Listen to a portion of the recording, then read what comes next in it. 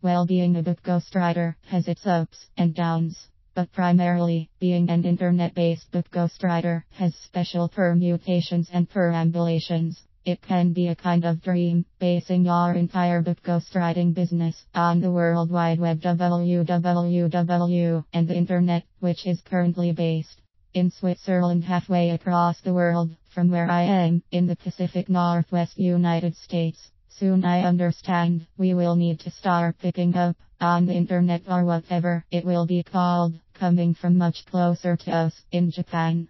We are on the west coast of the USA, so Japan's internet, or www, would be much closer to us, if I am not sadly mistaken. I believe once they have their network up and running, it would be doing the right thing for me to purchase either a Toshiba or an Apple, our local Pacific NW company, based in Seattle and our Silicon Valley, MacBook or Macintosh notebook of some kind. I prefer working with notebook computers, not handhelds. I'm in my 50s, and using tiny little machines is not my style. Like James Michener, who used a manual typewriter to work on all of his books up until his 90s, I prefer to use whatever I can handle. But unlike him, I can use handhelds and smart cell phones for certain tasks, just not to compose or edit book manuscripts or writing and editing projects. I far prefer using a desktop, and I still have a recent Hewlett-Packard I will probably keep on using, as well as my HP notebook, up until when I go ahead and purchase a new Toshiba or Apple or potentially a Dell or other American-based machine. When I call myself book ghostwriter on Google, I am referring to my search engine optimization, which currently entails gathering up backlinks and social network listings and links back to my main business website, which I now have several thousand backlinks coming from related sites pointing to it, including those on China's large search engine, Baidu. I am listed first in English, not necessarily in Chinese, under book ghostwriter and book ghostwriter. I find that wonderful, but have not gotten lots of business from the English-speaking writers and users of China, or whoever it is who uses Baidu. Not yet. I am very on top of some search keywords on MSN and Yahoo, and I used to have dozens of wonderful £1 to £3 standings on Google under scads and scads of keywords. But since I streamlined things and made several website revisions, including hiring someone to take over and work on and build our new website, and some rebranding issues, and not running everything myself, I lost a lot of my standings on Google. The Penguin Panda updates revised everything, and I lost most of my keyword standings, which I am slowly reassembling over time. Since I am nearing retirement age, it is entirely up to me to decide whether or not to struggle hard enough to regain my keywords list and be up high enough first page results, £1 to £5, and no further down the lists, to rate enough clientele coming in to continue my business.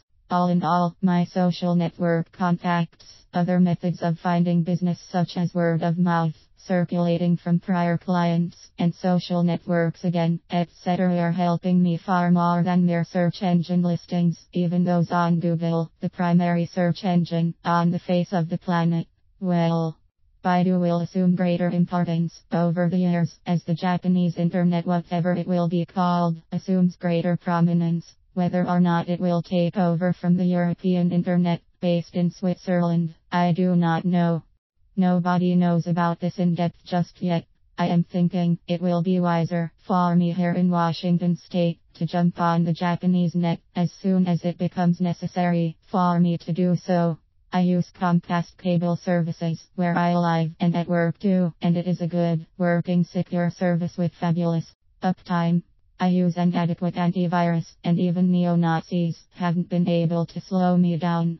I have no problems with interruptions in service whatsoever. Every such problem, such as an occasional virus, Trojan or Stix issues, I have the needed equipment to tackle. I have everything backed up, etc. I use flash drives, external drives, the internet free backup services, extra copies of all my work. The possibilities for protection are endless. I have 3 different firewalls running on my main machines. More protection than Fort Knox, the Mafia Russia, whoever hasn't been able to crack my equipment. So, I'm still a book ghostwriter on Google. Back when my business was running well, my website had a topmost net worth of 0.000 plus USD. It gradually, due to the Google Penguin Panda stuff problems and refiguring, went down to 5,000.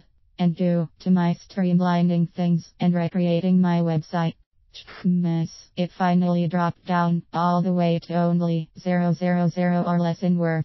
Over time, due to my coming back up to snuff, using word of mouth, website revisions, linking revisions, and social network strategies involving more listings, and getting my own books published and out, after years of not having any of my own published books available, our main business website is now up to value of 0 for the URL alone.